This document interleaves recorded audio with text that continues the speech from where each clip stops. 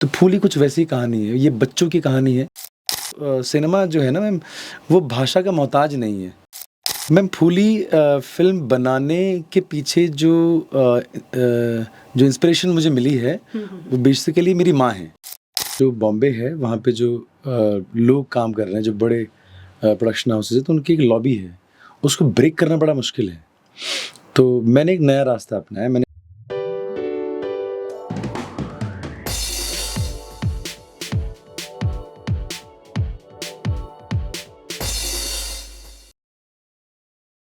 हम लौटे ना लौटें, ये बक्से लौटे ना लौटें, लेकिन हमारी कहानियाँ और हमारी यादें ज़रूर लौटेंगी। अगर आपने 72 hours, rifleman, Jaswant Singh Rawat movie देखी हो तो उसके किरदार तो अवश्य याद होगा। तो नमस्कार दोस्तों, मैं माधुरी डबराल और आज मैं पहुंची हूं देहरादून में।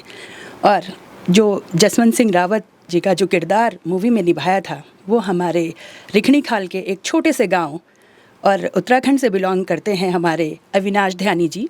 और आज मेरा सौभाग्य है कि मैं आप लोगों से उनको मुखातिब करवा रही हूँ। तो आइए स्वागत करते हैं अविनाश ध्यानी जी, बहुत स्वागत है आपका। तो कैसे आना हुआ इस फील्ड में? मैम मुझे ऐसा लगता है कि मैं बना ही इस काम के लिए था। अच्छा। जैसे मुझे इसके अलावा कुछ काम नहीं आता।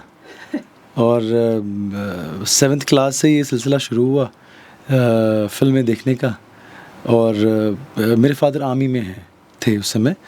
और तो हम लैंसडाउन में रहते थे। तो फ़ौजी जो है ना, वो रंगरूट हर हफ्ते जाते हैं फ़िल्म देखने के लिए। तो मैं उनके साथ जाया करता था। तो वहाँ मैंने कई सारी फ़िल्में देखी। हर हफ्ते देखता रहता था फ़िल्में। तो वो जो 35 का जो पर्दा है ना, वो मुझे बड़ा आकर्षित करने लगा। वो बड़े-बड़े फेसेस, वो बड़े-बड़े कलाकार। तो मैंने कहा यही करना है। तो मैंने वहीं डिसाइड कर लिया था कि मुझे बनना कलाकार ही है। अच्छा, थोड़ा सा, क्योंकि हमारे दर्शक हैं और आपकी वो मूवी बहुत ही अच्छी है, बहुत इम्पैक्ट उसका रहा है। जी। और जो नहीं भी जानते थे जसवंत सिंह रावत जी की जो वीरता थी, जो उसकी कहानियाँ, तो आपने उसको जीवंत करके किरदार के रूप में आपने पर्दे पर उसको बहुत खूबसूरती से उतारा है। जी। तो थोड़ा सा आप अपने, पहले तो आपकी एजुकेशन, आपका बैकग्राउंड क्या रहा है उस बारे में, और फिर इस मूवी का अगर आप थोड़ा सा आप संक्षिप्त में बताएं। मैम क्योंकि मैं फ़ौजी परिवार से आता हूँ, तो हमने एजुकेशन घूम के ली है। कभी लैंसडाउन, कभी दिल्ली, फिर देहरादून, और फिर ग्रेजुएशन डीएवी, जो हमारा डीएवी कॉलेज है, वहाँ से। और फादर साहब क्योंकि आर्मी में थे, तो एक जगह हमारा रहना होता नहीं था। तो एक टाइम बाद फिर हम फिर देहरादून में रहे कि अब यहीं रहेंगे देहरादून में, नहीं तो फ़ौजी के बच्चे इधर-उधर घूमते मूव रहते हैं। करते रहते हैं। हाँ। एक्सप्लोर करते हैं बेसिकली। खूब एक्सप्लोर करते हैं और नए-नए लोगों से मिलते हैं, नए-नए दोस्त बनते हैं, फिर वो बिछड़ जाते हैं। तो वैसे शिक्षा ली गई और फिर मैं इस क्षेत्र में आ गया।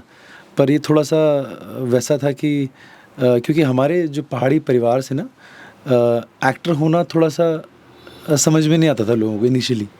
इवन तो मेरे परिवार को नहीं आता था समझ में कि ये क्या है मतलब।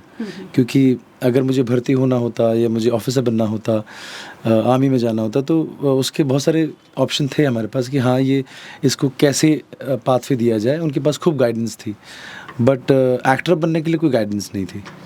तो फिर रंगमंच से सिलसिला शुरू हुआ।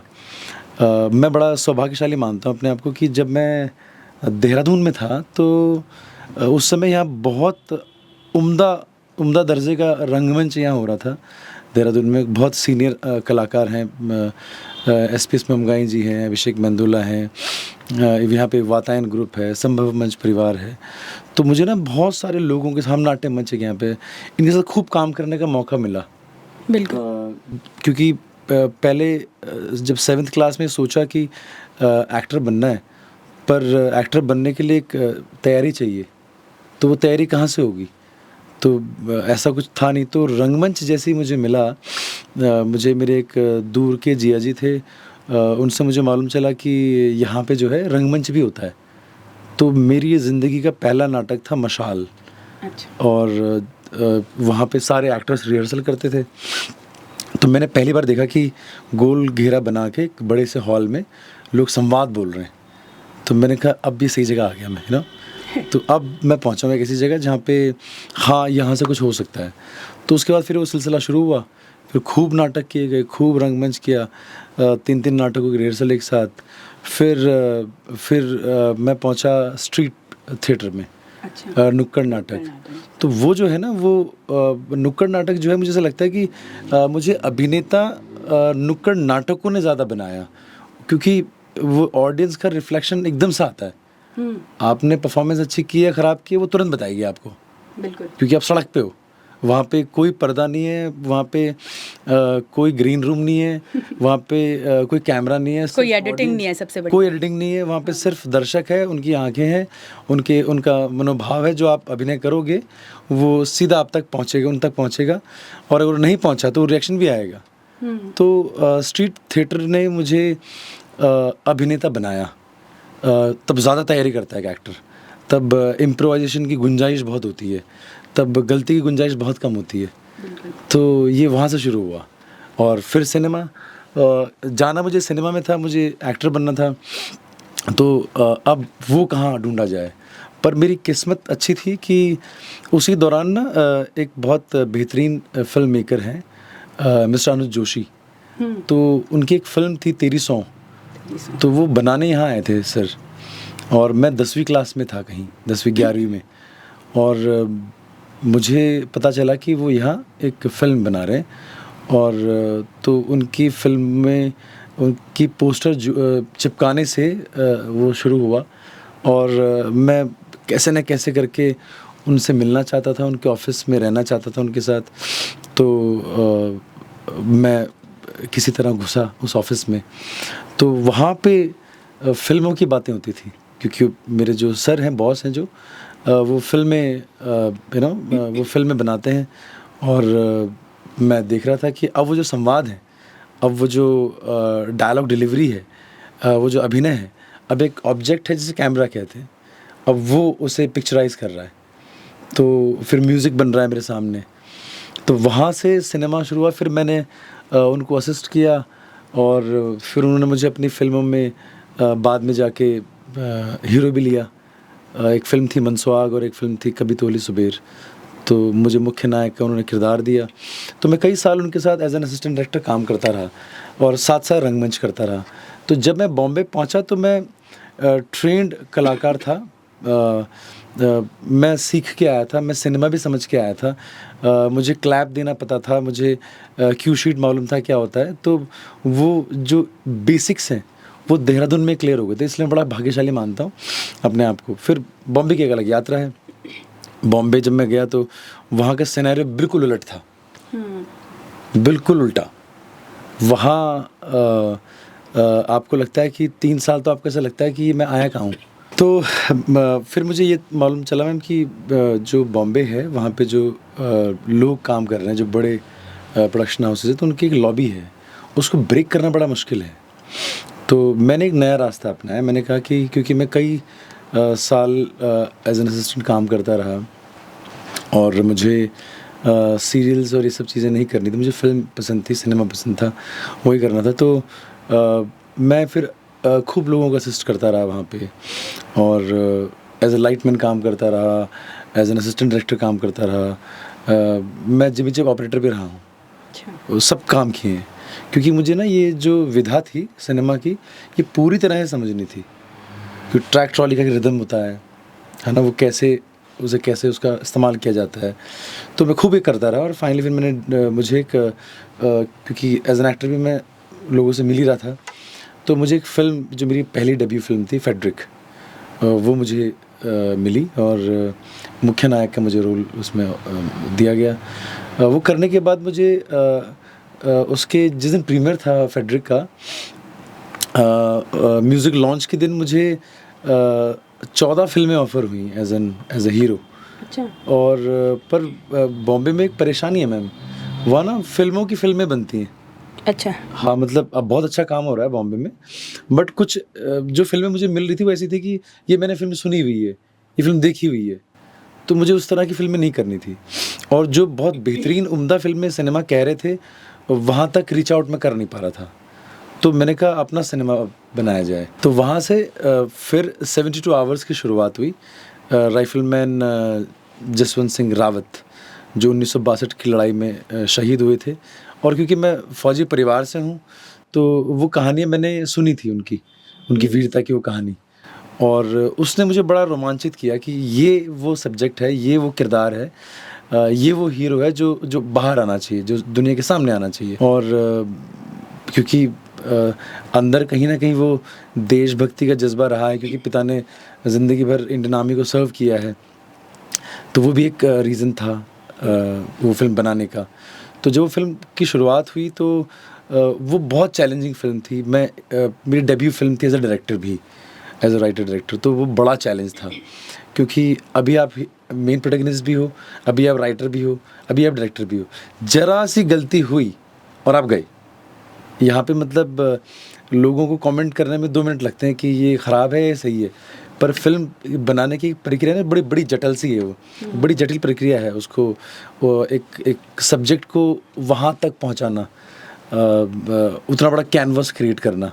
तो अच्छी बात मेरे साथ ये है कि मेरी टीम बहुत अच्छी है, वो बहुत ही साथ देने वाली टीम है। मैं अगर कहूँ कि इस पहाड़ को काट के इसे प्लेन करो तो वो तैयार हो जाते हैं।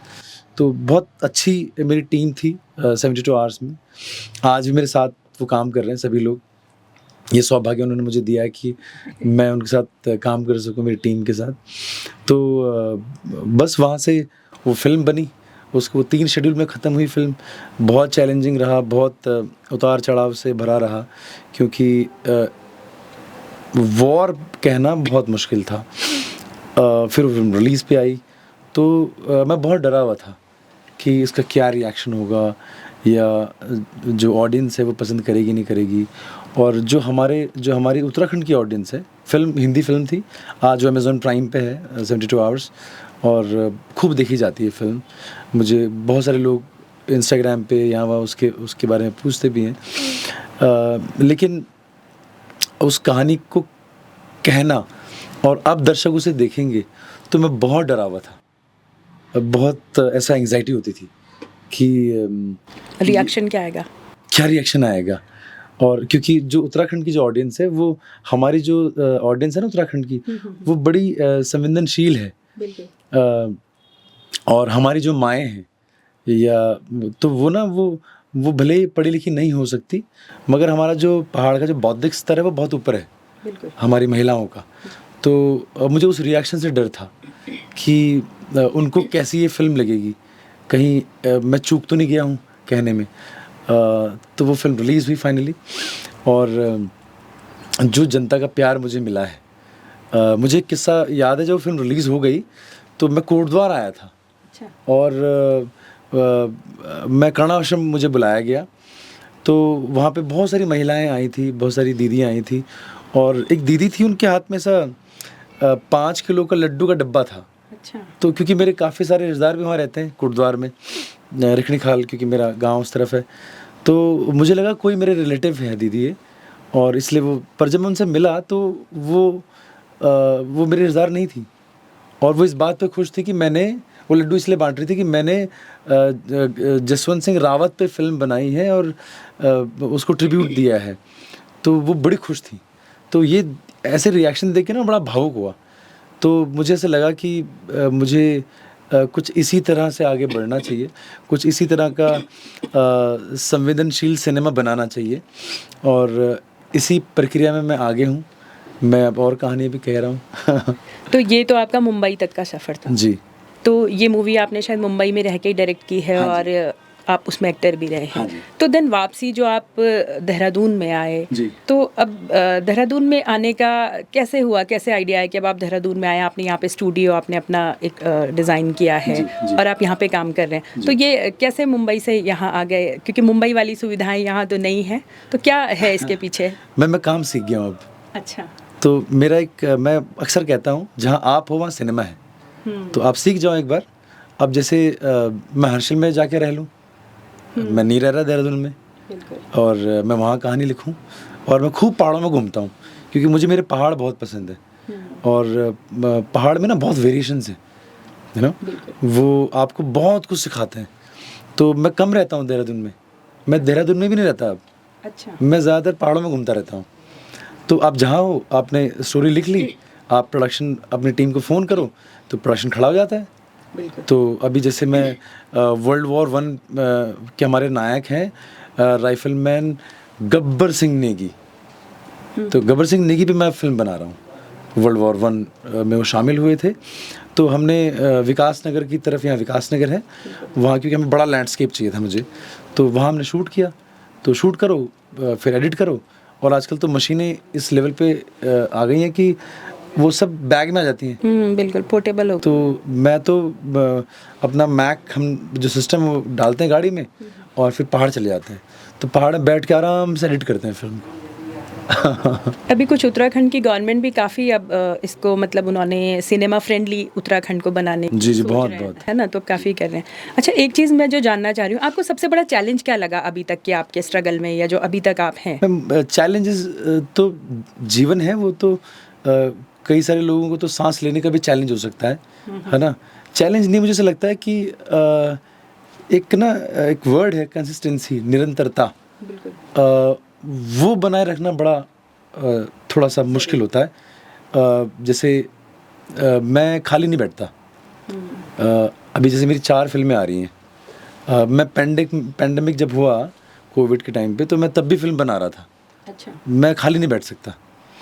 तो वो जो निरंतरता है, वो बहुत ज़रूरी चीज़ है। अगर वो एक बार आपको आ गया करना, लगातार लगातार लगातार, तो वहाँ से ना वहाँ से चीज़ें क्रिएट होती हैं फिर। तो चैलेंज कुछ नहीं है। मुझे मतलब अब एक फ़िल्म, आप वॉर फिल्म बना रहे हो, या अभी जैसे मैंने फूली फिल्म बनाई है, तो आप एक बिल्कुल इंटीरियर गांव में हो, तो जाहिर सी बात है भैया, वहाँ पे आपको पिज़्ज़ा खाने को नहीं मिल सकता है ना। वहाँ पे बर्गर, वहाँ पे कोदा झुंगुरा ही मिलेगा। तो अब एक बॉम्बे का मेरा कोई साथी हो, अब वो कहे कि मुझे वहाँ बर्गर ला के दे, तो मैं नहीं ला सकता। अब ये चैलेंज, अगर जैसे मान लो कि भाई बर्गर खिलाना है इसे है ना, तो वैसा नहीं है। तो हम बड़े आराम से करते हैं शूटिंग। बहुत सारी चोटें लगती हैं शूटिंग में, क्योंकि मैं अभी जैसे वॉर फिल्म कर रहा हूँ, VC 571 उस फिल्म का नाम है, जो गब्बर सिंह नेगी पे फिल्म में बना रहा हूँ। तो चोटें लगी हैं हमें बहुत। अभी मेरा बीच में हाथ फ्रैक्चर हो गया था ये एक्शन के दौरान, तो अब थोड़ा ठीक होने लगा है।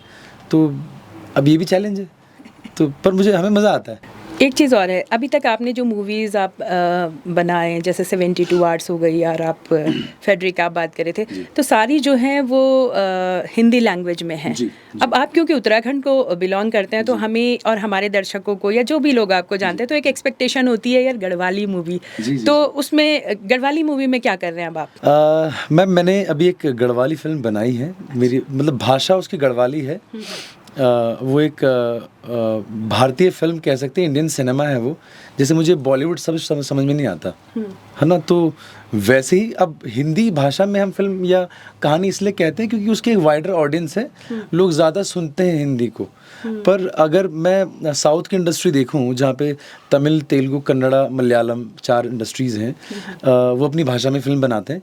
तो ऐसे ही मैंने अपनी भाषा में फ़िल्म बनाई है, जिस भाषा का नाम गढ़वाली कह सकते हैं आप।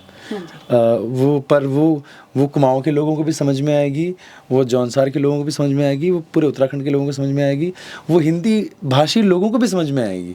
क्योंकि सिनेमा जो है ना मैम, वो भाषा का मोहताज नहीं है, क्योंकि वो विजुअल नरेशन है वो।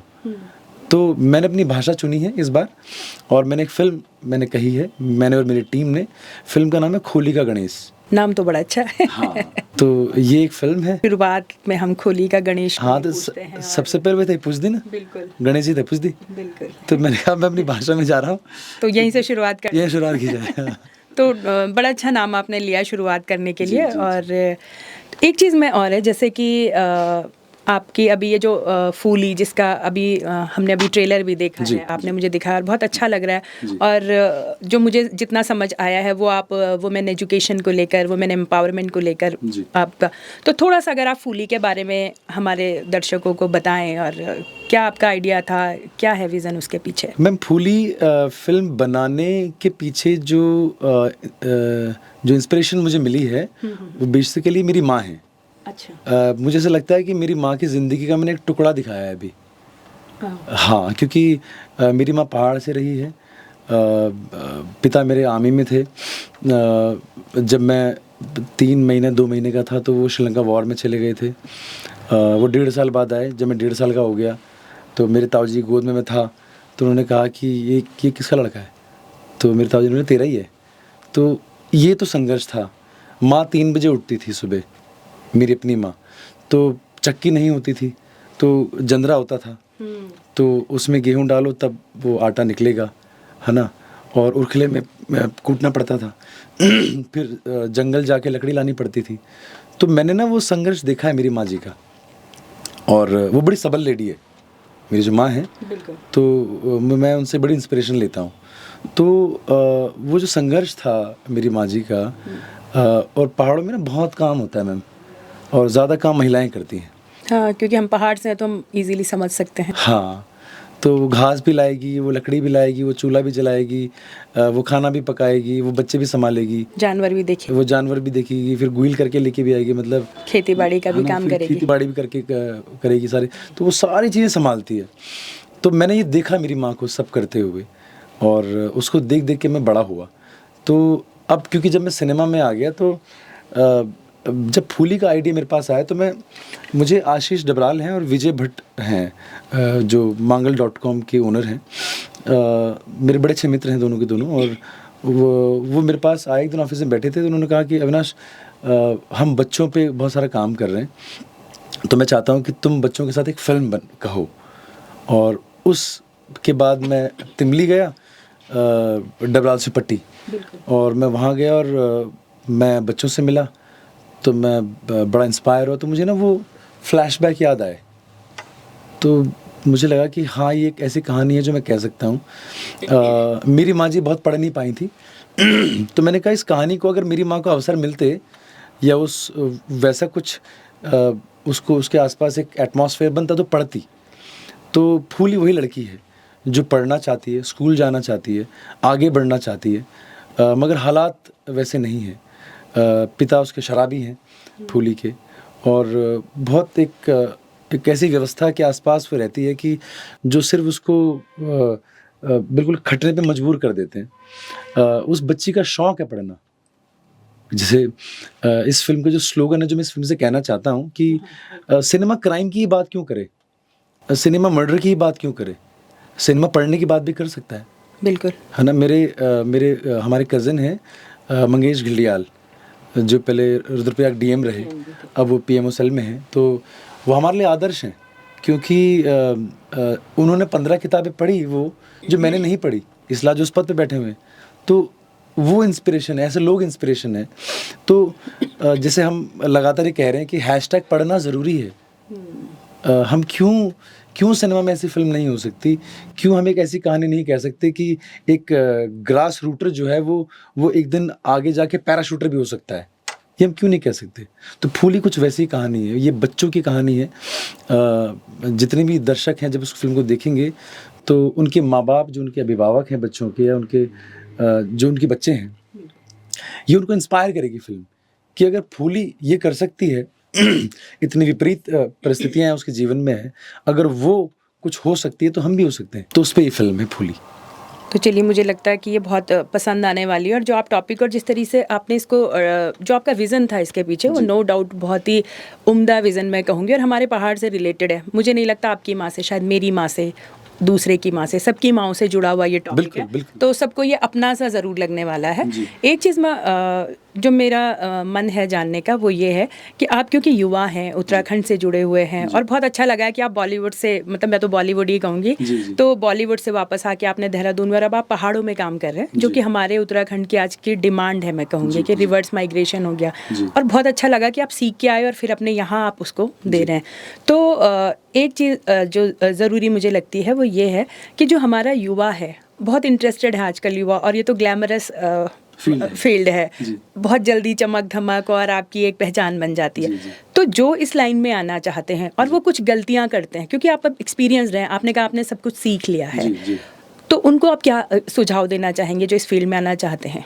मैम, इसी के चलते ना, जैसे मुझे ऐसा लगता था इस पूरी यात्रा में ये मेरे अभिनेता बनने की यात्रा या निर्देशक बनने की या लेखक बनने की, जैसे मैंने कहा ना, बार बार कहता हूँ कि मैं फ़ौजी बैकग्राउंड से हूँ। तो हमारे ही देहरादून में इंडियन मिलिट्री एकेडमी है, जहाँ पे बच्चे आते हैं, वो अलग अलग क्षेत्र से आते हैं। कोई फिज़िक्स में अच्छा होता है, कोई फिज़िक्स में अच्छा होता है, कोई हॉर्स राइडिंग में अच्छा होता है, कोई रनिंग में अच्छा होता है। बट 3 साल के बाद किसी के अंदर लीडरशिप क्वालिटी होती है, किसी के अंदर नहीं होती, पर 3 साल के बाद वो इक्विवेलेंट ऑफिसर बन के निकलते हैं। ये सिनेमा फील्ड में नहीं था, या यहाँ पे जो इंस्टीट्यूशंस थे या हैं, वो आपको ये तो बता रहे हैं कि ऐसे ऐसे एक्टिंग कर लो, पर उसके बाद क्या करो ये नहीं बताते हैं। हाँ, तो मैं अभी एक फिल्म स्कूल लेके आ रहा हूँ। बहुत अच्छी बात है। फिल्म स्कूल का नाम है एडफा।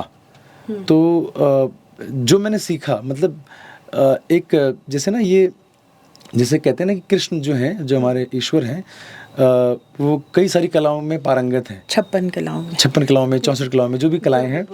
तो वैसे ही जो सिनेमा है, यहाँ पे अगर आप अभिनेता बनना चाहते हो, आज मुझे म्यूज़िक आता है, मुझे लिरिक्स लिखने आते हैं, मुझे म्यूज़िक बनाना आता है, मुझे स्क्रीन प्ले लिखना आता है, मुझे लाइटिंग पता है, क्योंकि अगर आप सिनेमा में आना चाहते हो, अगर आप अभिनेता बनना चाहते हो, इवन दो आप सिनेमाटोग्राफर बनना चाहते हो, या निर्देशक बनना चाहते हो, आपको पढ़ना सब कुछ पड़ेगा।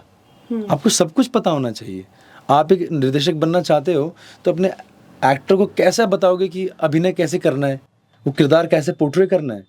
जैसे मेरे जितने भी एक्टर्स होते हैं, मैं उन्हें करके बताता हूँ उस ये कैरेक्टर का कुछ ऐसा साइकोलॉजिकल फील है, कुछ ये वो सोचता है, उसकी बैक स्टोरी ये है, वो आपको बताना पड़ेगा एज अ डायरेक्टर या एज अ राइटर। आपको पता होना चाहिए कि अगर आपको अभिनय पता नहीं होगा तो वो गढ़ोगे कैसे।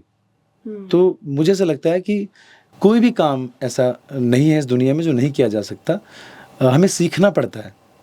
जैसे मैं कई सारे लोगों को देखता हूँ, वो कैमरा उठा लेते हैं और वो सोचते हैं कि अब वो सिनेमाटोग्राफर बन जाएंगे, है ना, वो डायरेक्टर बन जाएंगे। देखिए क्या है ना मैम कि जैसे अगर मैं एक स्टेथोस्कोप अपने गले में लटका लूँ और एक वाइट कोट पहन लूँ और MBBS कॉलेज के बाहर घूमता रहूँ 10 साल, तो मैं डॉक्टर नहीं बनूँगा। मैं ऐसा फील कर लूँगा, ऐसा एज्यूम करूँगा कि मैं डॉक्टर हूँ, पर मैं डॉक्टर नहीं हूँ। जो अंदर बैठ के पढ़ रहे हैं इतनी मोटी मोटी किताबें, मतलब मैं पिछले 7-8 दिन से नहीं सोया हूँ, क्योंकि मैं ट्रैवलिंग पे हूँ लगातार। एक तरफ VC का VFX चल रहा है, दूसरी तरफ कुछ चल रहा है, तो ये पढ़ के हुआ है सब, है ना।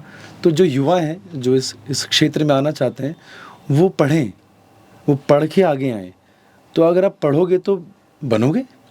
जो फूली कह रही है, हैशटैग पढ़ना ज़रूरी है, तो सिनेमा में भी पढ़ाई बहुत ज़रूरी है।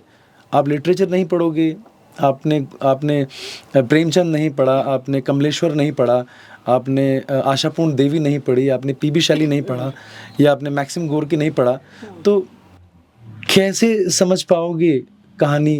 प्रेमचंद जितनी सरल भाषा में लिखते हैं, तो मंटो हैं, तो ये सब पढ़ना पड़ेगा। मैंने स्कूल के बाद मैंने ज़्यादा पढ़ाई की है सिनेमा की।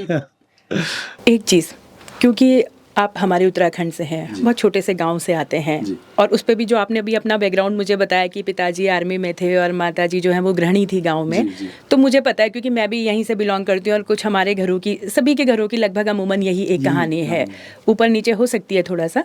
तो मुझे पता है कि हमारे यहाँ बेटा पढ़ लो, इस पे बड़ा जोर है, लेकिन एक्टर बनो इस पे बिल्कुल जोर नहीं है। और हमारे टाइम तो खैर बिल्कुल ही नहीं था, और इस चीज़ को बहुत अच्छा भी नहीं मानते थे हमारे जो घरों में हैं, जो हमारे गांव में लोग हैं। हाँ, आप टीचर बन जाओ, आप फौजी बन जाओ, ये बड़े हमारे यहाँ मतलब बड़े रिस्पेक्टेड जॉब हैं। तो कभी लगा घर से आपके, जब आप एक्टर बनने की आपने बात रखी होगी माँ जी पिताजी के सामने, तो क्या रिएक्शन था? बिल्कुल इजीली मान गए थे या? मैम मुझे ऐसा लगता है मेरे माता पिता मुझसे ज़्यादा विजनरी लोग हैं। अच्छा, ये हाँ, मैंने कहा था, मतलब जैसे मैंने कहा था मुझे हीरो बनना है, तो अब बच्चा, उसको अभिनय नहीं पता, है ना। मैं जब अविनाश ध्यानी 7वीं क्लास में पढ़ता था, तो उसे क्या पता था कि सिनेमा क्या है। उसने बड़े पर्दे बस वो चित्र देखे थे, है ना। तो यही समझ में आता था कि जो हीरो है वो हीरो होता है बस। तो मेरी माँ और पिताजी को जब मैंने बताया कि मुझे हीरो बनना है, तो वो मान गए झट से। अच्छा। और उन्होंने बड़ी व्यवस्थाएं की, रिश्तेदारों को फ़ोन किया कि कोई बॉम्बे रहता है क्या। तो एक मेरे ताऊजी थे, दूर के ताऊजी हैं, हीरालाल देवरानी उनका नाम है, उन्होंने मुझे बॉम्बे में बड़ा सपोर्ट किया। तो मालूम चला कि हीरा जो है वो बॉम्बे रहते हैं, बीआर फिल्म स्टूडियो में वो काम करते हैं। अच्छा। तो पिताजी ने मेरे वो कॉन्टैक्ट ढूँढे, निकाला, तो फिर उनके थ्रू मुझे बॉम्बे भेजा। तो मैं 21 साल का था जब मैं बॉम्बे चला गया था। तो मेरे माता-पिता ने मुझे कभी भी ये फ़ील नहीं कराया कि मैं क्यों करूँ इस काम को। कभी नहीं उन्होंने मुझे फ़ील कराया। बल्कि मेरी माँ जी मुझे कोई कहता है कि आपका बेटा क्या करता है? तो मेरी माँ जी कहती हैं कि मेरा बेटा हीरो है।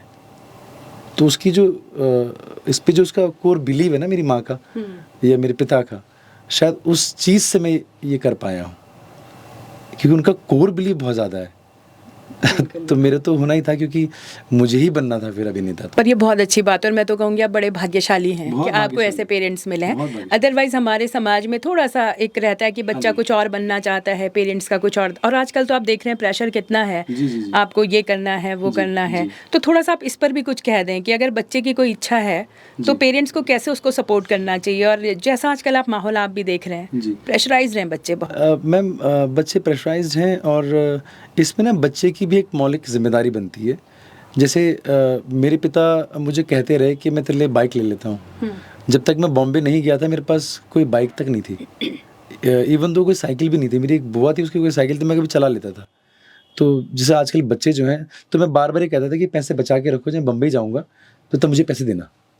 तो नीड पर। हाँ, तो मैं यहाँ मोटरसाइकिल दौड़ा के क्या करूँ? तो मैं देखता हूँ बच्चों को, क्योंकि देखिए जो माता पिता है ना वो बड़ी डरी हुई कौम है ना। और उनको नहीं पता होता है कि बच्चा क्या कर रहा है। तो ये बच्चे की भी जिम्मेदारी है और माँ बाप तो बच्चों को सपोर्ट करते ही हैं।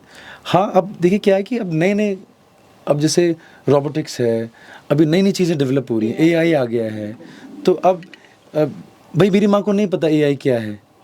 अब मान लो कि मैं आज होता 17 साल का और मैं कहता कि मुझे ये करना है, तो मुझे शिद्दत लानी पड़ती उस काम में। मेरे माँ बाप ने मेरी शिद्दत देखी कि हमारा जो बच्चा है वो बहुत ही शिद्दत से लगा हुआ है इस काम पे, इसीलिए शायद उन्होंने भरोसा जनरेट किया, वो विश्वास पैदा हुआ। मैं केटीएम गाड़ी नहीं घुमा रहा था इधर उधर है ना। मैं पैदल चलता था और पैदल आता था और खूब मेरे कमरे में पंखा नहीं था, एक किट बैग होता था, क्योंकि मैं मार्शल आर्ट मैं सीखता रहा, करता रहा, क्योंकि मुझे मालूम था कि ये एक इनिशियल शुरुआत करने के लिए आपको इस तरह की आर्ट फॉर्म भी आनी चाहिए। तो पंखा नहीं चलता था, पसीना आता रहता था, सोता था वैसे ही, क्योंकि मुझे सुबह उठते उसको पंचिंग बैग पे खूब प्रैक्टिस करनी होती थी। तो ये देखते थे मेरे माता पिता, तो ये सोचते थे कि लगनशील है तो कुछ ना कुछ तो हो ही जाएगा इस ज़िंदगी में। तो ये आपने बड़ी अच्छी ये एक बात कही है कि हमारे पेरेंट्स हमको सपोर्ट करने को तैयार हैं, हमें अपने अंदर वो लगन लाकर दिखानी होगी अपने पेरेंट्स को कि भाई हम ऐसे ही नहीं कर रहे हैं, हम जो डेडिकेशन है हमारा अपने अंदर हमें वो बिल्ट अप करना पड़ेगा अगर आपका कोई पैशन है। तो ये बहुत ही अच्छी आपने बात बोली और मुझे लगता है युवाओं को वाकई इस बात पे ध्यान देना चाहिए। बिल्कुल। तो क्वेश्चंस तो खैर अब मुझे लगता है कि मुझे भी बड़ा अच्छा लग रहा है, मैं एक हीरो के सामने बैठी हूँ तो बहुत सारी, बट समय की अपनी सीमाएं हैं, तो उसमें रहते हैं। मैं एक आपसे बस एक जनरल एक चीज़ जानना चाहूँगी कि भविष्य को लेके आपकी क्या योजनाएं हैं उत्तराखंड में?